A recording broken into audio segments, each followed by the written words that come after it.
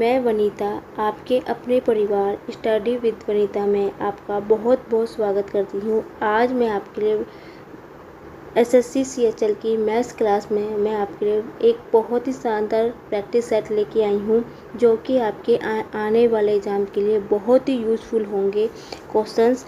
तो शुरुआत करूँगी बेटा मैं अपने पहले क्वेश्चन से। पहला क्वेश्चन क्या दे रखा हमें, यदि जनपद में रहने वाले व्यक्तियों की संख्या 64,000 है, यदि वह जनसंख्या 2.5% वार्षिक की दर से बढ़ती है तो 3 वर्ष बाद वहां रहने वाले व्यक्तियों की संख्या हो जाएगी। ठीक है बेटा, इसको क्वेश्चन को आप किस तरह शॉर्ट ट्रिक से करेंगे वो मैं आपको समझाती हूँ बेटा। इस क्वेश्चन को बेटा आप CISI के मेथड से करना। आप समझो कि ये जो 64,000 है वो आपको प्रिंसिपल अमाउंट देगा। प्रिंसिपल अमाउंट मतलब धन राशि दे रखी है। ये 2.5% की दर के रखी, वो आपको R दे रखी है। 2.5 का मतलब होता है 5/2%। कैसे, 2 दूनी 4 और 4 में 1 जोड़ के 5/2%। ठीक है बेटा। और 3 वर्ष का उसने पूछे तो n बराबर दे रखा 3 वर्ष। इसका बेटा सीधा फॉर्मूला होता है A बराबर होता है, उसमें वहाँ व्यक्तियों की संख्या पूछी है, मतलब उसने अमाउंट पूछा हुआ आपसे। ठीक है बेटा, A बराबर होता है P इंटू 1 प्लस R बटा 100 की पावर n। ठीक है बेटा, ये इसका फॉर्मूला होता है। ठीक है, सीधा वैल्यू पुट करेंगे और सीधा हम इसका आंसर निकालेंगे। कैसे बेटा, P कितना दे रखा, P है हमारा 64,000। ठीक है बेटा, 1 R कितना दे रखा, 5/2 दे रखा बटा 100 की पावर ये कितना है n 3 दे रखा है। ठीक है बेटा, इसको मैं सॉल्व करूँगी तो कितना आएगा 64। ठीक है बेटा, देखो अब 64,000 है, अब ये 2 है बेटा, ये इसके साथ आ जाएगा तो ठीक है कितना हो जाएगा 200 हो जाएगा। ठीक है, तो यहाँ पे क्या है, यहाँ पे मैं सॉल्व कर रही हूँ 1/5/200 की पावर 3। 5 से 200 कितने बटेगा, 40 बार कटेगा तो 1 + 1/40 है। एलसीएम लेंगे 40 आएगा। ठीक है बेटा, 40 और 1 कितना हो जाएगा 41, तो 41/40 की पावर क्यूब हो जाएगी बेटा। ठीक है बेटा, ठीक है। आपको नहीं समझ में आ रहा तो मैं नेक्स्ट पेज में करती हूँ, यहाँ स्पेस नहीं है तो मैं आपको खुल के बताती हूँ। ठीक है बच्चा, नेक्स्ट पेज में बढ़ती हूँ। ठीक है बेटा, यहाँ पे बता देती हूँ सही से। 64,000 + 1 आएगा बेटा, ये था 5 बेटा, ये 2 गुना 2, ये 100 की पावर कितना हो जाएगा 3 हो जाएगा। 5 से कितनी कटेगा, 2 बार कटेगा तो 64,000 बटा 1 + 1/40 की पावर 3 होगी बेटा।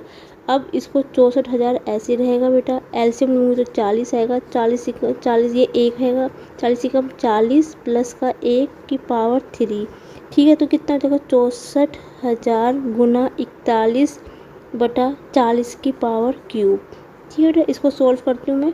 देखो 64,000 गुना 41 की पावर 3 रहने देती हूँ मैं यहाँ पे, बटा 40 गुना 40 गुना 40। 3 जीरो से बेटा 3 जीरो कट गई यहाँ पे, 4 चौके 16, 16 चौके 64, तो 64 से 64 कट गया। अब कितना बेटा 41 का क्यूब।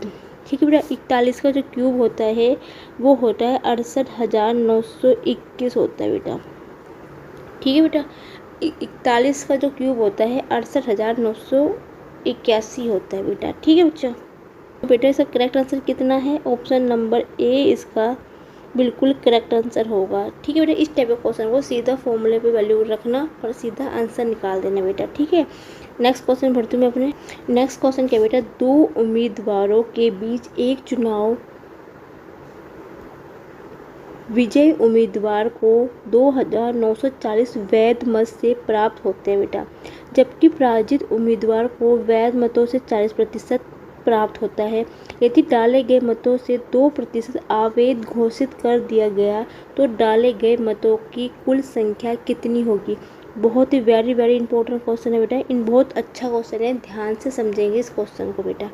जब भी आपको इस प्रकार का क्वेश्चन जब भी दिया जाए, देखो बेटा पहले तो मैं आपको एक चीज़ समझा देती हूँ यहाँ पे। देखो बेटा, देखो उसने क्या बोला है, मार्क टुल वोट कितने हैं 100% है बेटा। ठीक है बेटा, उसमें से उसने बोला कि 2% जो वोट है वो अवैध है, तो इसका मतलब क्या हुआ 98% जो बोट होंगे वो बिल्कुल वैध होंगे। सीधी सी बात है। 100 में दो मत ऐसे भेद जो अवैध है, मतलब जो गलत है, तो 100 में से 2 घटाओगे 98% आ गया बेटा। अब उसने क्या बोला है, ध्यान से समझेंगे क्वेश्चन। तो इसका सीधा फॉर्मूला क्या होता है निकालने का, ए, जो हमने निकालना है कुल मतों की संख्या ए गुना अवैध वक्त जो वैध वक्त के वैध उम्मीदवार कितने हुए बेटा, मत सॉरी वैध मत कितने हुए 98/100, प्रतिशत हटाऊंगी 100 आएगा बेटा, गुना उसने क्या बोला है कि 40 जो कि मतों वैध मतों से 40% प्राप्त होता है। 40% मतलब होता है, तो पता कितने बच्चे कितने होंगे बेटा, 100 में से 40 घटाएंगे तो कितना बचेगा 60, तो 60/100। आपको ये चीज़ समझ में आई कि नहीं आई, फिर से समझाती हूँ। जबकि पराजित उम्मीदवार को वैध मतों का 40% प्राप्त होता है, तो सीधी सी बात है, जो बंदा जीता होगा वो 60% से जीता होगा। तो सीधे इसका फॉर्मूला होता है ए गुना जितने अवैध मत है उसको घटा के जो वैध मत बचेंगे वो बटा 100 गुना जितने की जीता हुआ व्यक्ति के मत है वैध बटा 100 बराबर क्या दे रखा हमें 2940।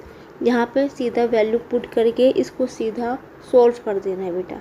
ठीक है बेटा, सीधी सी बात है, जो हारा है वो 40% वोट से हारा है, तो जो जीता होगा तो 60 से जीता होगा, क्योंकि 100 में से 40 घटाऊंगा तो 60 बचेगा, तो यहाँ पे 60 आएगा। इस चीज़ का थोड़ा ध्यान समझना। सीधा काटती हूँ क्वेश्चन, जो कटता है काटूंगी, जो नहीं कटेगा उसको छोड़ देती हूँ। पहले सीधा काटना शुरू करती हूँ। 0 0 कट गया, ये से 98 से 2 बार कट जाएगा और 2 बार कट जाएगा आई थिंक। एक सेकंड चेक कर लेती हूँ मुझे ना, एक सेकंड रुको, नहीं कटेगा तो कुछ 6 से काट के देखूँ। 6 चौको 24, 24 और 5 54 कट जाएगा ये बेटा। देखो ये कटेगा 6 कम 6, 6 दूनी 12, 6 चौके 24, 24 कटा बेटा, बचा 5, बचा 54, 6 निम 54, 49 कट गया बेटा। 49 से ये कटेगा 98, 2 बार कटेगा, तो हमारे पास क्या क्या बचा बेटा, ए गुना 2 बराबर ये 100 गुना 100 इधर जाएगा तो ये होगा 1000। ठीक है बेटा, 10,000 सॉरी 4 0 आएगी 10,000। ठीक है, अब 2 से मैं 10,000 काटूंगा कितनी बार कटेगा 5 बार, बच्चे कितना आ गया 5000। तो मैम तो बेटा कितना आंसर आया 5000। तो करेक्ट आंसर कितना हो गया, ऑप्शन नंबर ए इसका बिल्कुल करेक्ट आंसर आया 5000 बिल्कुल। तो कुल मतों जो संख्या होगी वो 5000 होगी। ठीक है बेटा, उम्मीद है समझ में आया। कोई दिक्कत है तो कमेंट सेक्शन में लिख के आप मुझे बता सकते हैं। नेक्स्ट क्वेश्चन बढ़ते हैं अपने। नेक्स्ट क्वेश्चन क्या है बेटा, 256 की घात 1/2 माइनस 133 की पावर 1/3 घात 1/3 प्लस 23 गुना 33 का मान क्या होगा। सिंप्लीफिकेशन का क्वेश्चन है बेटा। इस टाइप के क्वेश्चन को कैसे हम शॉर्ट ट्रिक से करेंगे मैं आपको समझाती हूँ बेटा। आपको पता है बेटा कि 256 जो होता है ये 16 का स्क्वायर होता है, तो 16 का स्क्वायर हो गया बेटा 2 × 1 की पावर 2। ठीक है बेटा, ये ऐसे लिख दिया मैंने।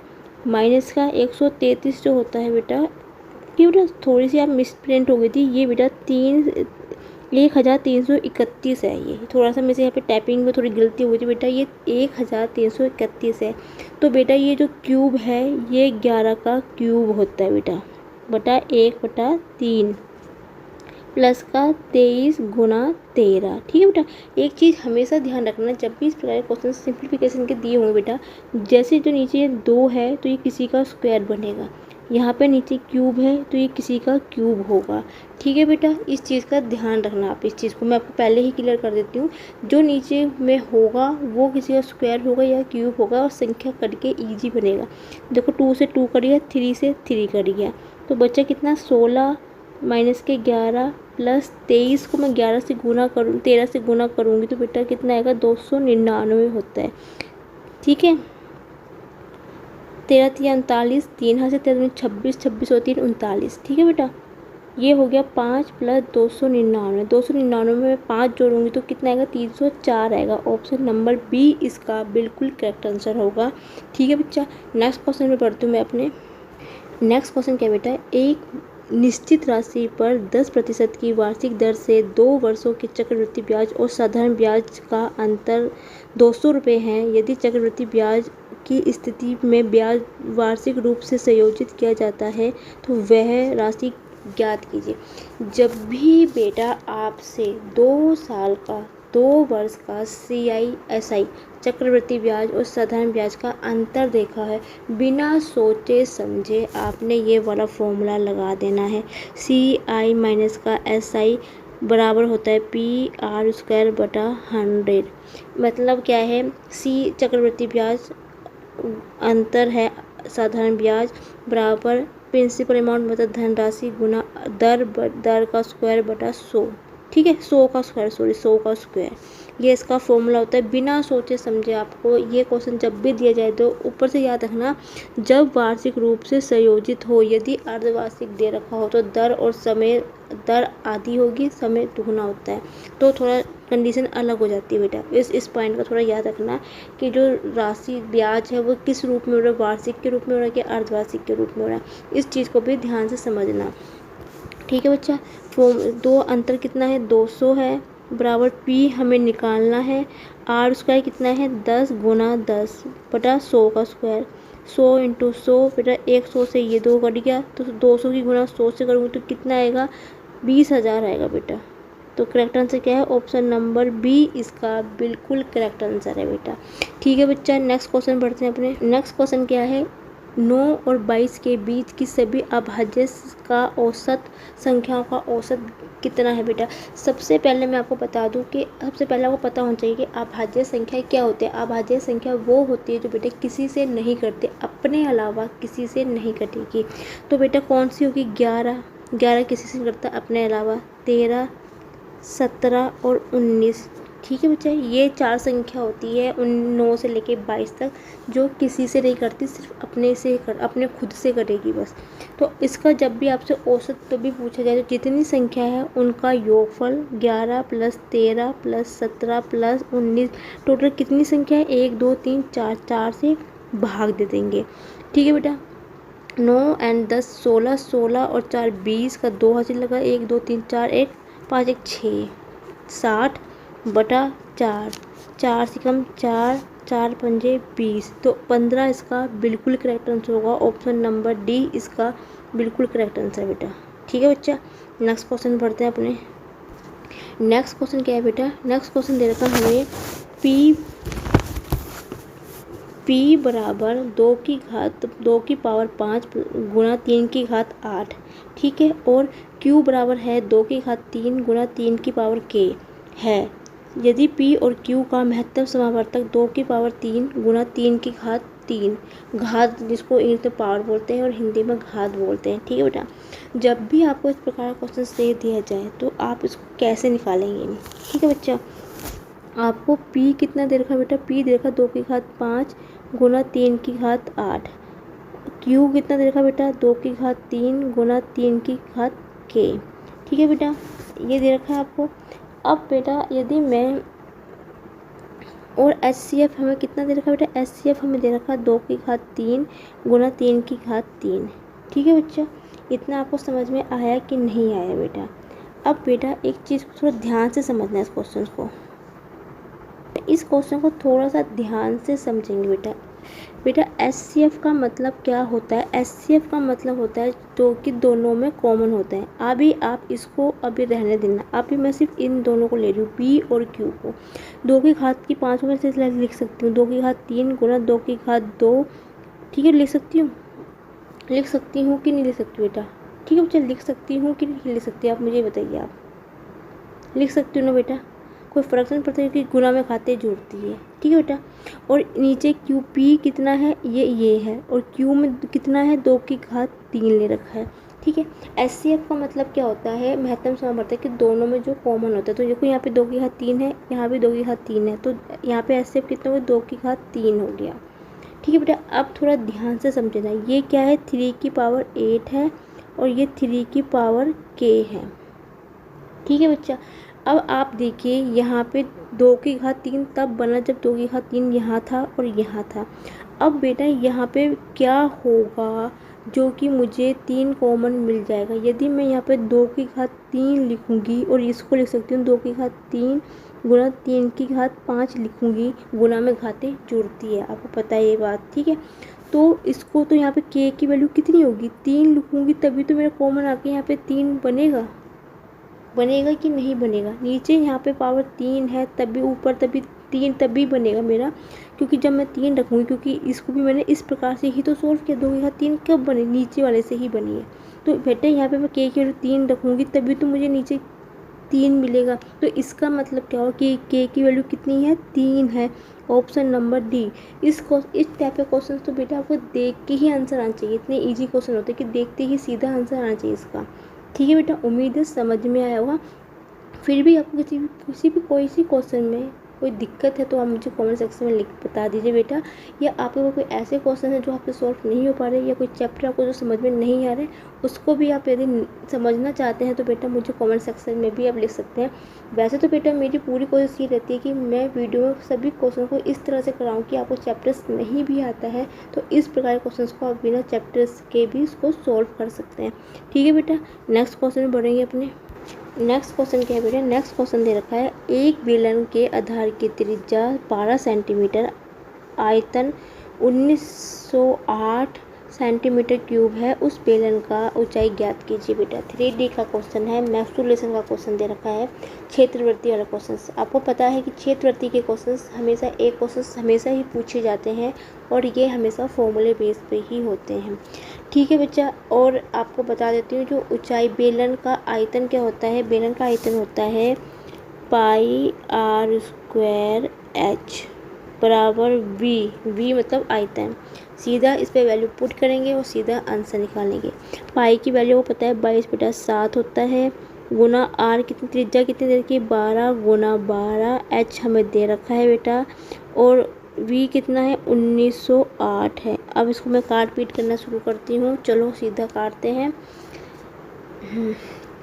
किससे कटेगा, 11 से कट जाएगा क्या, 11 एकम 11 8 80 7 11 एकम 11 8 80 7 3 22 8, हाँ 8 से कट जाएगा, 11 से कट जाएगा, 11 दूनी 22, 11 एकम 11 बचेगा कितना 8, 11 सत्ते 87 आएगा बेटा, 87 30, 11 दूनी 22 8 और 88, 11 अट्ठे 88, ठीक है बच्चा कट गया सीधा।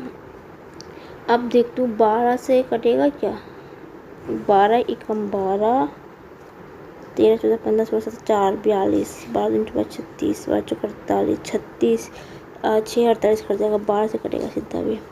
12 एकम 12 बचेगा कितना बेटा, 13 14 15 16 5 बचेगा, 12 5 17 5 52, 12 चौक 48 48 और 4 48, 12 चौक 48, 140 कटेगा बेटा ये, ठीक है। अब 12 से काटती हूँ, 12 एकम 12, 12 दूनी 24, 12 बार कट गया, ये 2 छिक्के 24 आ गया, 6 आ गया, ठीक है। तो कितना आ गया, h बराबर हो गया ये 6 और 7 यहाँ गुना में जाएगा तो 6 सत्ते 42 आ गया, 42 सेंटीमीटर इसका करेक्ट आंसर आ गया बेटा। ऑप्शन नंबर बी इसका करेक्ट आंसर है। कुछ नहीं होता, बस फॉर्मूले पर सिर्फ वैल्यू पुट करनी है, कैलकुलेशन का खेल है और कुछ नहीं। एक एडवाइस हमेशा दूंगी बेटा, कैलकुलेशन पे हमेशा ध्यान देना, डेली प्रैक्टिस करना कैलकुलेशन की, क्योंकि बेटा क्वेश्चनों में ज़्यादातर कैलकुलेशन का पार्ट बहुत ज़्यादा रहता है, ठीक है बेटा। नेक्स्ट क्वेश्चन बढ़ती हूँ मैं अपने। नेक्स्ट क्वेश्चन क्या है बेटा, नेक्स्ट क्वेश्चन है एक नाव धारा के अनुकूल 35 किलोमीटर की दूरी 2 घंटे में तय करती है, धारा के प्रतिकूल समान दूरी 7 घंटे में तय करती है, शांत जल में नाव की चाल किलोमीटर प्रति घंटा में ज्ञात कीजिए। वेरी वेरी इंपॉर्टेंट क्वेश्चन है बेटा, ध्यान से समझेंगे बेटा इस क्वेश्चन को। जब भी कोई नाव धारा के अनुकूल दिशा में चलती है तो वहाँ पे हमेशा चाल क्या होती है बेटा, हमेशा जुड़ती है। और जब शांत जल में वो के विपरीत दिशा में चलती है, प्रतिकूल दिशा में चलती है, तो चालें हमेशा वहाँ पे दूरी हमेशा घटती है बेटा। फॉर्मूला आपने पढ़ा होगा, चाल बराबर होता है दूरी बटा समय, दूरी बटा समय। चाल को स्पीड बोलते हैं इंग्लिश में, दूरी को डिस्टेंस डी बोलते हैं, टाइम को टी बोलते हैं बेटा, ठीक है बच्चा। उसने क्या बोला है पहले उसने इसी फॉर्मूले से इस क्वेश्चन को सॉल्व करेंगे। उसने बोला कि नाव धारा के प्रतिकूल किलोमीटर में चलती है। मैं मान लेती हूँ कि बेटा जो तय करती है वो बी मान लेती हूँ। बी मान लो, ए मान लो, एस मान लो, कुछ भी मान लो जो कि वो कांस्टेंट जो ठीक लगता है। बी इसलिए मानने में बोट होती है तो मैं इसको बी मान के चल रही हूँ। तो बी प्लस, ठीक है, एस। ठीक है बेटा, ये क्या है, एक नाव है और एक धारा है। ठीक है, तो जब भी शांत जल में की बात की जाती है, जब प्रति अनुकूल दिशा में चल रही है, एक दिशा की ओर चल रही है, तो वहाँ पे हमेशा दूरी, हमेशा चाल जो होती है हमेशा जुड़ेगी बेटा। और जब प्रतिकूल दिशा में होती है तो हमेशा क्या होती है, वो हमेशा घटेगी बेटा, वो भी शांत जल में। ठीक है बेटा, तो बी जो है बोट है, एस जो है वो धारा है। ठीक है बच्चा, तो बराबर किसका होगा, दूरी कितनी दे रखी है 35, समय कितना है 2 है। ठीक है बेटा, अब दूसरी उसने बोला कि प्रतिकूल दिशा में चल रही है तो हमेशा यहाँ पे दूर चाल जो होगी हमेशा आपस में घटेगी। 7 घंटे में देखो उसने क्या बोला, समान दूरी बोला। समान दूरी मतलब 35 की ही बात कर रहा है, 35 इसकी है तो 35 उसकी है। तो 35 बटा समय कितना है 7 है बेटा। ठीक है, हमें क्या पूछा है, हमें नाव की चाल पूछी है, इसका मतलब है बी की वैल्यू उसने पूछी है। ये इक्वेशन 1 हो गया, ये इक्वेशन 2 हो गया बेटा। ठीक है, आपको पता है कि प्लस माइनस घटता है तो मुझे यहाँ पे चेंज करने की जरूरत नहीं पड़ेगी, सीधा हल करती हूँ। तो एस से एस कर लिया, ये 2b हो गया, बराबर हो गया 35 बटा 7 प्लस के 35 बटा 2। ठीक है बेटा, यदि मैं यहाँ से 35 कॉमन ले लूँ तो 1 बटा 7 प्लस 1 बटा 2 होगा। ठीक है बच्चा, 1 बटा 2, और चाहो तो आप यहाँ पे काट सकते हैं, 7 पंजे 35, लेकिन बेटा मुझे थोड़ा गुना भाग लंबी पड़ जाएगी तो मैं नहीं काट रही, मैं सीधा यहीं पे ऐसे ही कर रही हूँ। तो एलसीएम लूँगी तो कितना होगा, तो 2b बराबर हो गया बेटा, इंक चेंज कर लेती हूँ क्योंकि सारे ब्लू ब्लू हो गया है, बराबर 7 और 2 का एलसीएम लूँगी तो 14 होगा बेटा। ठीक है बेटा, ऊपर 1 1 ही चल रहा था तो ऊपर कितना 2, 7, 7 से कितनी बार कटेगा, ये कटेगा 2 बार और ये कटेगा 7 बार। ठीक है बेटा, यही तो होगा। तो कितना आ जाएगा बेटा आंसर, 14 ये हो जाएगा और ये 2 उसके साथ गुना हो जाएगा, तो 7 और 2 9 बटा 28। में ऐसे गलत हो रहा आंसर, कहीं पे तो गलती हो रही है बेटा, 1 सेकंड चेक कर लेती हूँ, कहीं पे गलती हो रही है। सही है, मैं साथ में 35 की गुना लिखना तो भूल ही गई थी, यहाँ पे तो स्पेस नहीं बच रहा है, तो नेक्स्ट पेज में करती हूँ उस क्वेश्चन को। ठीक है बेटा, ये होगा 2b बराबर के 35, ये होगा गुना क्या था बेटा, 1 सेकंड चेक कर लेती हूँ एक बार, 1 सेकंड, गलत पेज खुल गया मेरे से। ये है बेटा, साथ में 9 आएगा, 9 बटा 14, 9 बटा 14, 9 बटा कितना हो गया 14 हो गया बेटा। ठीक है बेटा, 7 पंजे 35, 7 दूनी 14। ठीक है, तो b बराबर हो गया 9 पंजे 45 बटा 4 बेटा। तो 4 एकम 4, 4 एकम 4, 1, ठीक है, 11 दशमलव कुछ आएगा। तो मैं देखती हूँ मुझे सीधा ऑप्शन से निकल जाएगा, तो 11.1 ही संख्या है, ऑप्शन नंबर सी। मैं आपको हर एक वीडियो में समझाती हूँ बेटा, पेपर वही क्लियर कर पाता है जो कम समय में क्वेश्चंस को अटेंड कर पाता है, जो अपना दिमाग यूज करता है। देखो 11 है, मुझे पता है 11 मेरा आ चुका है, अब उसके बाद पॉइंट में आएगा, और तो 11 यहाँ पे सिर्फ एक ही ऑप्शन में है, ऑप्शन नंबर सी में, तो आगे मुझे गुना करने की भी जरूरत नहीं पड़ेगी बेटा। ठीक है बेटा, नेक्स्ट क्वेश्चन बढ़ते हैं अपने। ठीक है बेटा, बहुत ही प्यारा, बहुत ही अच्छा क्वेश्चन था ये, ध्यान से समझेंगे, था बहुत प्यारा क्वेश्चन था बेटा। इस टाइप के क्वेश्चन भी पूछे जाते हैं, धारा स्पीड इस पर भी क्वेश्चन बनता है। अब अपने नेक्स्ट क्वेश्चन पे बढ़ रही हूँ मैं। नेक्स्ट क्वेश्चन क्या है, एक डेस्कटॉप का विक्रय मूल्य इसको बेचने पर अर्जित लाभ का 9 गुना है, लाभ प्रतिशत ज्ञात कीजिए। बहुत ही अच्छा, वेरी वेरी इंपॉर्टेंट क्वेश्चन है, ध्यान से समझेंगे। उसने क्या बोला है, ध्यान से समझना बेटा इस क्वेश्चन को। एक डेस्कटॉप को विक्रय मूल्य पर इसको बेचने पर अर्जित लाभ कितना हो रहा है, 9 गुना हो रहा है। इसका मतलब क्या हो रहा है, ये एसपी का मतलब होता है सेलिंग प्राइस, जिसको हिंदी में बोलते हैं विक्रय प्राइस। ये है प्रॉफिट मतलब होता है लाभ। वो क्या कह रहा है, अर्जित का 9 गुना हो रहा है। इसका मतलब है यदि मेरा प्रॉफिट 1 हो रहा है तो उसका 9 गुना कितना होगा एसपी, तब मेरा 9 गुना मिल रहा है। जब मुझे लाभ 1 का हो रहा है तब जाके मुझे विक्रय मूल्य में 9 का फ़ायदा हो रहा है बेटा। ठीक है बेटा, इतना आपको समझ में आया कि नहीं आया? तो यहाँ से मैं कॉस्ट प्राइस निकालना चाहती हूँ अपना क्रय मूल्य, तो कितना होगा? यदि मैं सेलिंग प्राइस में से मतलब विक्रय मूल्य में से अपना लाभ हटा दूँ तो मुझे यहाँ से जो आएगा 8 आएगा। ये कितना होगा? ये CP होगा। CP मतलब क्रय मूल्य, जिसको इंग्लिश में बोलते हैं कॉस्ट प्राइस। ठीक है बेटा, अब इसने पूछा है लाभ प्रतिशत पूछा है। लाभ प्रतिशत निकालने का फॉर्मूला होता है बेटा लाभ मुझे कितना हो रहा है? 1 का बटा क्रय मूल्य कितना है? 8 गुना 100। ठीक है, 100 बटे 8 का मतलब होता है बेटा 12.5। ठीक है, कैसे बता भी देती हूँ। 4 दूनी 8, 4 दूनी 8, 4 पंजे 20, 25 हो गया। 2 एकम 2, 2 दूनी 4, 12 दशमलव कुछ ऐसा है, तो 12 एक ही ऑप्शन में है, ऑप्शन नंबर बी में बेटा। ठीक है बच्चा, उम्मीद है समझ में आएगा। नेक्स्ट क्वेश्चन बढ़ते हैं अपने। नेक्स्ट क्वेश्चन क्या है बेटा? 18, 27, 68 का चौथा समानुपाती पूछे। चौथा समानुपाती का मतलब होता है फोर्थ प्रोपोर्शनल पूछा है आपसे। इसके निकालने का बेटा बहुत से तरीके होते हैं। सीधा या आप लिखो, ये होता है A/B समानुपाती होता है C/D के। इसका तरीका होता है कि बाहर वाले पदों का गुणनफल बराबर होता है अंदर वाले पदों का गुणनफल। ठीक है, A इंटू डी बराबर होगा B/C। आप इस वाले मेथड से कर लीजिए या आप इस वाले मेथड से कर लीजिए। A अपॉन पहला पद बटा दूसरा पद बराबर चौथा पद तीसरा पद बटा चौथा पद।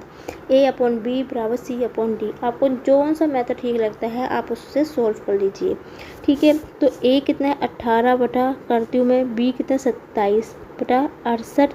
चौथा पद मुझे नहीं पता है तो मैं उसको x लेके चलती हूँ। जो कटेगा काटेंगे, जो नहीं कटेगा उसको छोड़ देंगे बेटा। ठीक है बच्चा, 3 से काटती हूँ, 3 छक्के 18, 3 नीम 27, 3 दूनी 6, 3 तिया 9। 2 से काटती हूँ, 2 तिया 6, 2 चौके 8, 34 तिया होता है बेटा 102।